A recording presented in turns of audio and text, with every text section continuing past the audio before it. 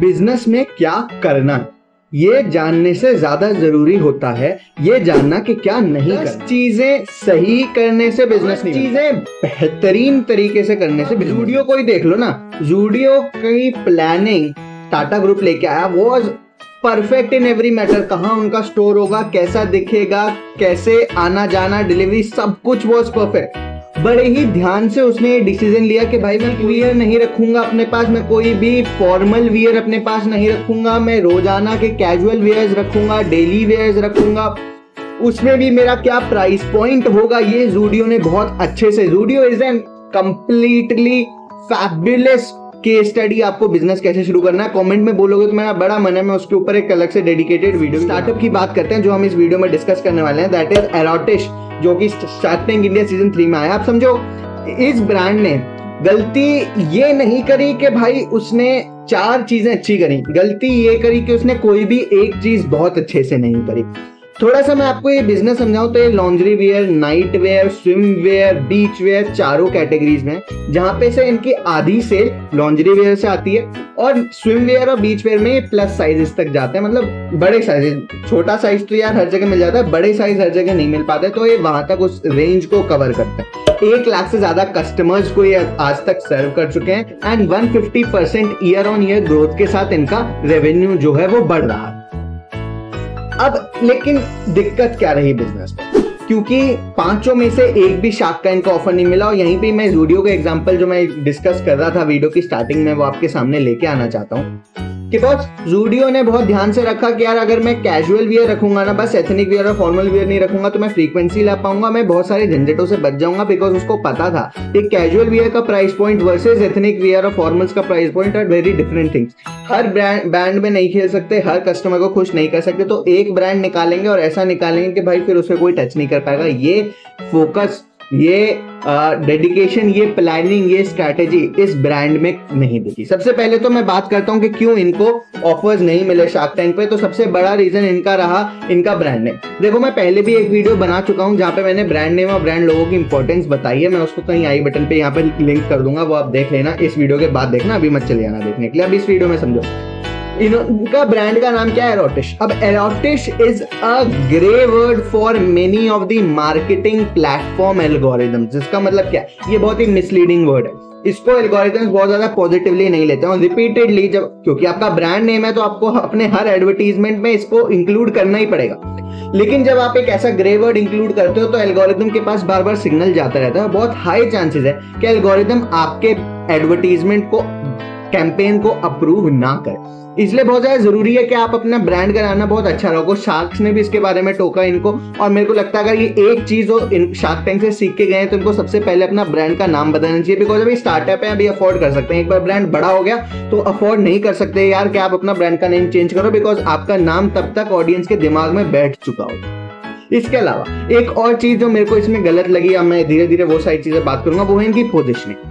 ये night wear में घुसेंगे या स्विम वियर में घुसेंगे, बीच वेयर में घुसेंगे या लॉन्ड्री में घुसेंगे, किस कैटेगरी में घुसेंगे, उसमें भी प्लस साइजेस रखेंगे नहीं रखेंगे। बिकॉज कई ऐसी ब्रांड्स होती हैं जो डिक्लेयर कर देती हैं कि यार हम प्लस साइज ब्रांड है, तो आपको किसी भी कैटेगरी का कोई भी अगर प्लस साइज अगर आपको चाहिए, XXL, XXL, 4XL वाले साइजेस चाहिए तो यार हमारे पास आ जाओ, हमारे पास वो मिलेगा। वो उनकी यूनिक डिफरेंशिएटर बन जाता है, तो ये उस कैटेगरी में जाएंगे। या इनके प्राइस पॉइंट आप देखो तो 550, 600 से लेके ये 4,500, 5,000 तक जा रहा है। तो कौन से प्राइस बैंड में ये खेलेंगे, कौन से कस्टमर को टारगेट करेंगे, टॉप ऑफ द फनल को, बॉटम ऑफ द फनल को या मिडल ऑफ द फनल को, वो देखने वाली बात है। तो ये चीज ना इन्होंने बहुत ज्यादा क्लियर नहीं करी अपने बिजनेस में। पोजीशनिंग इन्होंने अपनी मार्केट में किस चीज के लिए ये जाने जाएंगे वो बहुत ज्यादा क्लियर नहीं किया। ये एक भी अपनी हीरो कैटेगरी नहीं निकाल पाए। शार्क्स का ये सजेशन था कि बॉस आप सारे काम करो, बट एक काम करो, कोई भी एक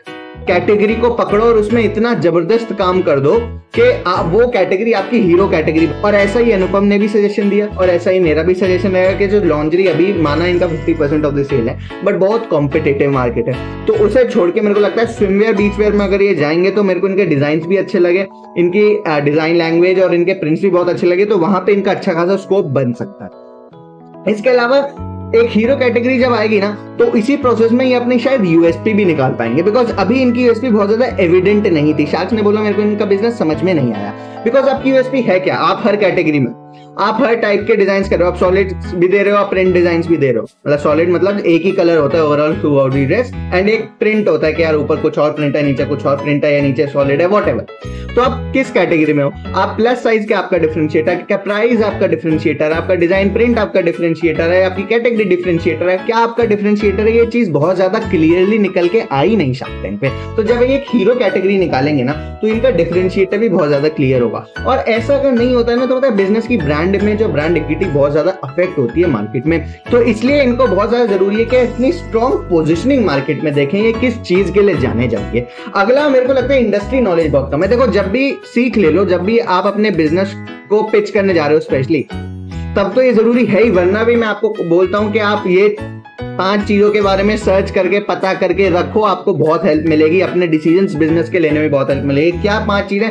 पहली चीज कि मेरे इंडस्ट्री में टॉप प्लेयर कौन सा है, मेरे को उसके बारे में सारी नॉलेज होनी चाहिए, मेरे को उसके बारे में कंप्लीट जानकारी होनी चाहिए। दूसरी, मेरे ऊपर वाले 2 ब्रांड और नीचे वाले 2 ब्रांड के बारे में मेरे को कंप्लीट नॉलेज होनी चाहिए। मैं अगर आज 12 यूनिट बेच रहा हूं और टॉप वाला मान लो 20-25 यूनिट बेच रहा है तो उसके बारे में जानकारी है। मैं 12 यूनिट बेच रहा हूं तो 13 यूनिट जो बेच रहा है, 14 यूनिट जो बेच रहा है, 11 यूनिट जो बेच रहा है, 10 यूनिट जो बेच रहा है, ऊपर वाले 2 ब्रांड, नीचे वाले 2 ब्रांड और टॉप ब्रांड, 5 ब्रांड्स के बारे में मेरे को कंप्लीट इन्फॉर्मेशन होनी चाहिए। उसके अलावा मेरी इंडस्ट्री कितनी बड़ी है, कितने पीसेज मेरे प्रोडक्ट के ऑन एन एवरेज मेरे एरिया में पर डे बिकते हैं, मेरे कंट्री में पर डे बिकते हैं, ये सारी basic understanding, basic knowledge, basic data facts of your industry आपके पास होना बहुत बहुत जरूरी है। इससे ही इन्वेस्टर को भी कॉन्फिडेंस आता है आपके अंदर इन्वेस्ट करने में, और आपको भी बिजनेस के डिसीजंस लेने में बहुत हेल्प मिलती है, क्योंकि आप एक इन्फॉर्म्ड डिसीजन ले पाते हैं। उसके अलावा इंटरेस्ट वर्सेस प्रॉफिट इनकी एक दिक्कत रही। इंटरेस्ट वर्सेस प्रॉफिट क्या? क्योंकि बहुत ज्यादा इंटरेस्ट है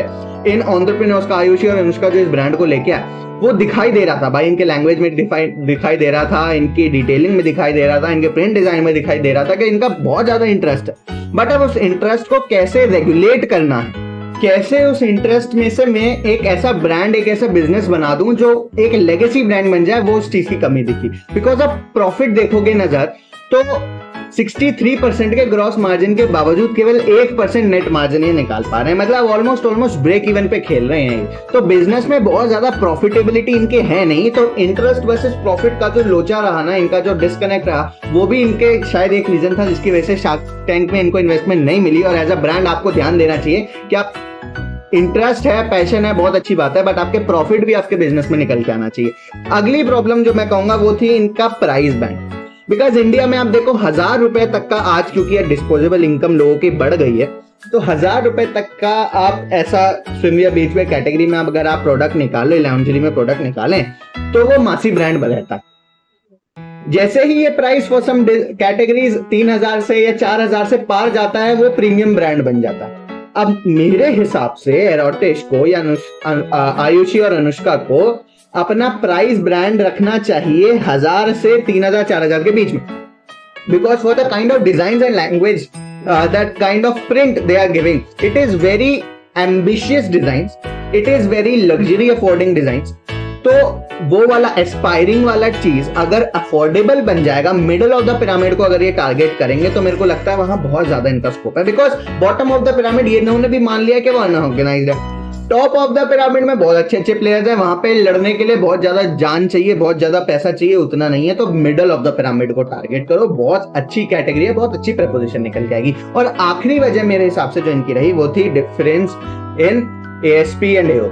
देखो यार दिक्कत क्या हुई ना, इन्होंने कुछ तो भी मेथड समझा है कि जो डिजाइन आता है वो 1 महीने के लिए हमारी वेबसाइट पे आता है, अपनी सेलिंग प्राइस पे रहता है, फिर वो 1 महीने बाद अदर मार्केट प्लेसेस पे चला जाता है। वहां पे मार्केट प्लेसेस में क्या रहता है कि वहां पे उनका प्रोडक्ट का प्राइस 30 से 40% गिर जाता है, डिस्काउंट पे मिलता है, फिर ऑफर्स चलते हैं, फलाना होता है, ढिमका होता है। यार इतनी सारी कॉम्प्लेक्सिटीज एक प्राइस को डिटरमाइन करने में प्रोवाइड नथिंग।